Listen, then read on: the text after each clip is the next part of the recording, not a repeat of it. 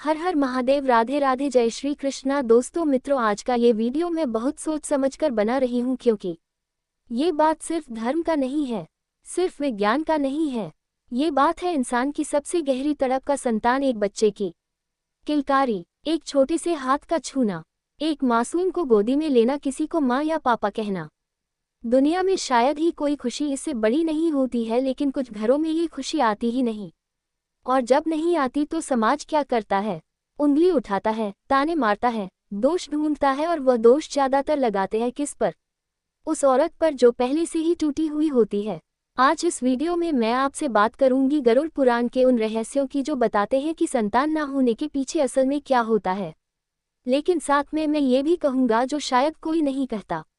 तो अगर आप खुद इस दर्द से गुजर रहे हैं या आपके घर में कोई ऐसा है, तो यह वीडियो को अंत तक जरूर देखिए, क्योंकि आज शायद कुछ ऐसा सुनेंगे जो आपके दिल को थोड़ा हल्का कर दे और आपको सुकून मिल जाए। मुझे याद है, कुछ साल पहले मैं एक गांव गया था।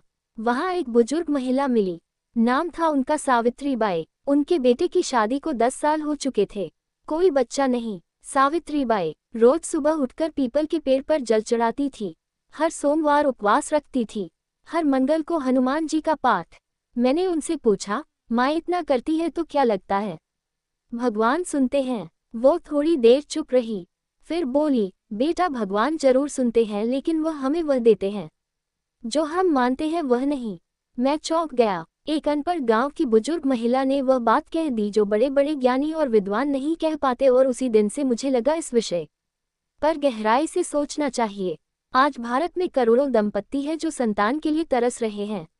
एम्स की एक रिपोर्ट कहती है भारत में हर 6 में से एक जोड़ा इनफर्टिलिटी यानी बांझपन की समस्या से जूझ रहा है। ये सिर्फ आंकड़ा नहीं है, हर नंबर के पीछे एक टूटा हुआ दिल है, एक टूटी हुई उम्मीद है, और एक भी सवाल है, आखिर हमारे साथ ऐसा क्यों? अब बात करते हैं गरुड़ पुराण की। बहुत लोग सोचते हैं गरुड़ पुराण सिर्फ मृत्यु के बाद पढ़ा जाता है, लेकिन ये सच नहीं है। गरुड़ पुराण 18 महापुराणों में से एक है। इसमें सिर्फ मृत्यु की बात नहीं है, इसमें जीवन के हर पहलू की बात है, कर्म की, आत्मा की, जन्म की और पुनर्जन्म की। भगवान विष्णु और गरुड़ जी के बीच का ये संवाद आत्मा के सफर को बताता है, और उस सफर में संतान का विषय भी आता है। गरुड़ जी ने भगवान विष्णु से पूछा, प्रभु कुछ लोग जीवन भर संतान सुख से वंचित क्यों रहते हैं? क्या यह उनकी गलती है या यह विधि का विधान है? भगवान विष्णु ने जो जवाब दिया वह आज भी उतना ही प्रासंगिक है। उन्होंने कहा, ही गरुड़, संतान का जन्म केवल शरीर से नहीं होता, वह कर्मों से, आत्माओं के मिलन से और दैवीय सहयोग से होता है। आइए इसे समझते हैं एक एक करके। गरुड़ पुराण का पहला और सबसे महत्वपूर्ण कारण है कर्म बंधन। लेकिन रुकिए, मैं यहाँ एक जरूरी बात कहना चाहती हूँ। जब हम कर्म कहते हैं तो इसका मतलब यह नहीं कि तुमने कुछ बुरा किया था इसलिए तुम्हें सजा मिल रही है। ये सोच बहुत गंदी है, और यह सोच शास्त्रों की सच्ची शिक्षा नहीं है। कर्म का मतलब है ऊर्जा का संतुलन। जो ऊर्जा हम देते हैं वही वापस आती है, कभी इसी जन्म में, कभी अगले जन्म में। अब गरुड़ पुराण कहता है कि कुछ विशेष कर्म है जो संतान सुख को प्रभावित करते हैं। पहला कर्म, अगर किसी व्यक्ति ने पिछले जन्म में या इस जन्म में किसी बच्चे को जानबूझकर कष्ट दिया हो, किसी अनाथ बच्चे की मदद करने से मुंह फेर लिया हो, तो वह ऊर्जा इस जन्म में वापस आती है।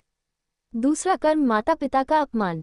शास्त्र कहते हैं, मातृ देवो भव पितृ देवो भव। जो माता पिता का दिल दुखाते हैं उन्हें पितृदोष लगता है, और पितृदोष संतान सुख में सबसे बड़ी बाधा है। तीसरा कर्म, गर्भ में जीवन को नष्ट करना। यह एक बहुत संवेदनशील विषय है। मैं यहाँ किसी को दोष नहीं दे रहा, क्योंकि कभी कभी परिस्थितियाँ इंसान को मजबूर करती है, लेकिन शास्त्र यह जरूर कहते हैं कि इस कर्म का प्रभाव आत्मा पर पड़ता है और उसके लिए प्रायश्चित और पूजा जरूरी है।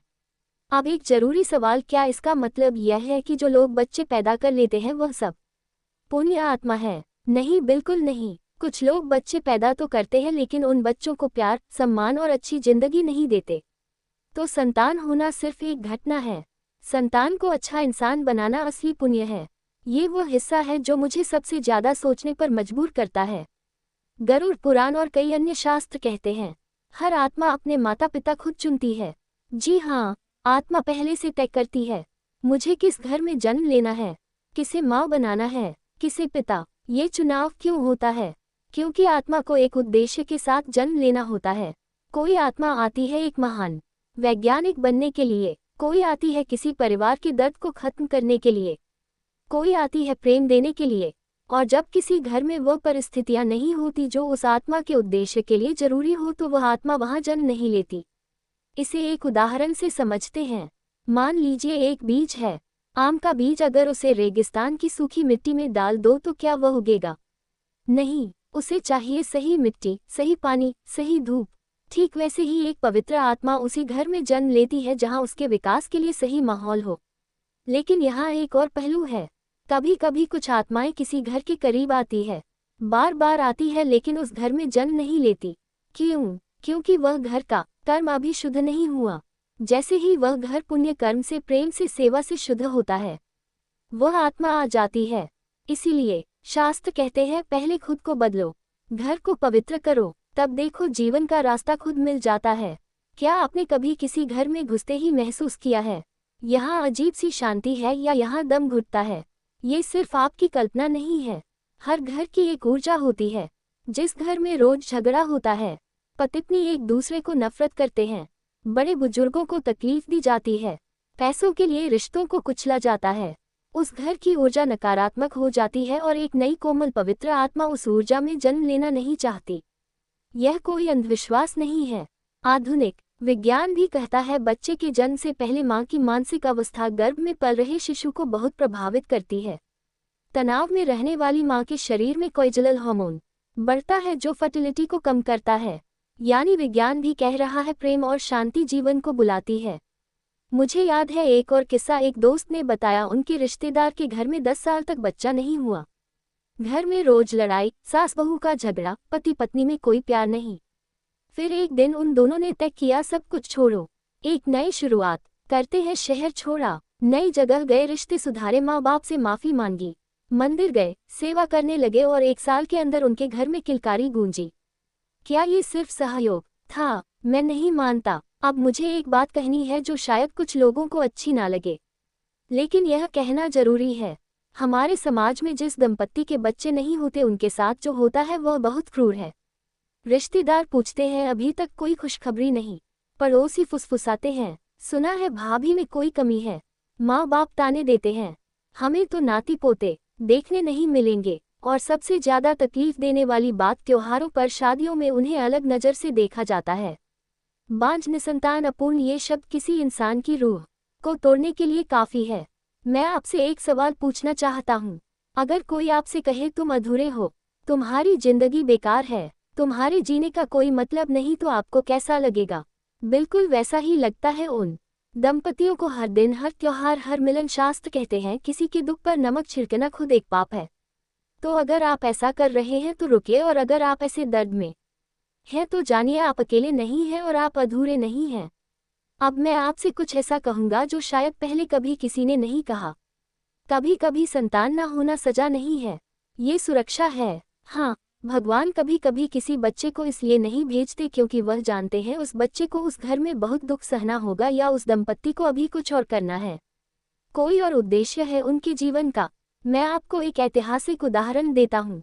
महान वैज्ञानिक निकोला टेस्ला, जिन्होंने दुनिया को बिजली दी, वह कभी शादी नहीं कर पाए, कभी संतान नहीं हुई। क्या उनका जीवन अधूरा था, या उनका जीवन इतना बड़ा था कि एक परिवार उसमें समाता नहीं?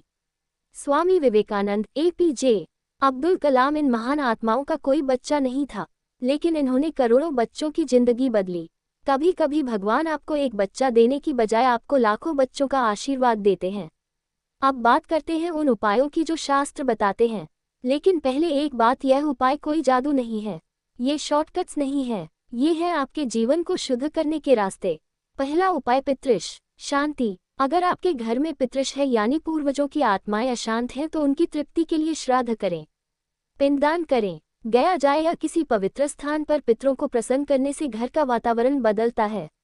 दूसरा उपाय, माता पिता की सेवा। जितना हो सके अपने माँ बाप के पैर छुए, उनकी सेवा कीजिए, उनसे माफी मांगिए अगर कभी दिल दुखाया हो। शास्त्र कहते हैं माता पिता की दुआ से बड़ा कोई उपाय नहीं। तीसरा उपाय, बच्चों की सेवा। किसी अनाथालय जाए, वहां बच्चों के साथ समय बिताए, उन्हें खाना खिलाए, उन्हें पढ़ाए, उनसे प्यार कीजिए। जब आप किसी और के बच्चे को प्यार देते हैं तो ब्रह्मांड उसे नोटिस करता है। चौथा उपाय, घर में शांति और प्रेम। रोज सुबह उठकर अपने जीवन साथी को प्यार से देखिए, एक दूसरे से बात कीजिए, झगड़े कम कीजिए, माफ करना सीखिए। जब घर में प्रेम होगा तो जीवन खुद रास्ता ढूंढ लेगा। पांचवा उपाय, दान और सेवा। किसी जरूरतमंद की मदद करें, खासकर गर्भवती महिलाओं की, बेसहारा बच्चों की, बीमार माँ बाप की। ये दान आपके कर्म को हल्का करता है। छठा उपाय, वैद्यकीय इलाज को नजरअंदाज मत करें। हाँ, मैं ये भी कह रही हूँ, शास्त्र और विज्ञान दोनों साथ चल सकते हैं, दोनों एक दूसरे के विरोधी नहीं है। अगर आप वह दंपत्ति हैं जिन्होंने सब कुछ किया, हर मंदिर गए, हर डॉक्टर को दिखाया, हर उपाय किया, फिर भी खाली हाथ है, खाली गोद है और अब थक चुके हैं, तो मैं आपसे एक बात कहना चाहता हूँ, बहुत प्यार से, बहुत आदर से, आप हारे नहीं हैं। आप एक ऐसी लड़ाई लड़ रहे हैं जो बहुत कम लोग समझ सकते हैं। और ये लड़ाई आपको कमजोर नहीं बनाती, यह आपको मजबूत बनाती है। मैंने कई ऐसे दंपतियों को देखा है जिन्हें बच्चा नहीं हुआ, लेकिन उन्होंने अपनी जिंदगी को इतनी खूबसूरती से जिया। किसी ने अनाथ बच्चों को गोद लिया, किसी ने एनजीओ खोला, किसी ने समाज की सेवा में खुद को लगा दिया, और वह लोग आज सबसे खुश हैं, सबसे पूर्ण हैं, क्योंकि उन्होंने जाना जिंदगी का मतलब सिर्फ एक बच्चा पैदा करना नहीं, जिंदगी का मतलब है प्यार देना और प्यार बांटना। दोस्तों, आज का ये वीडियो बनाते वक्त मेरी आंखें कई बार भर आई, क्योंकि मैं जानती हूँ ये दर्द कैसा होता है। मेरे परिवार में भी ऐसा कोई है, शायद आपके भी हो, और उनके लिए यह वीडियो है।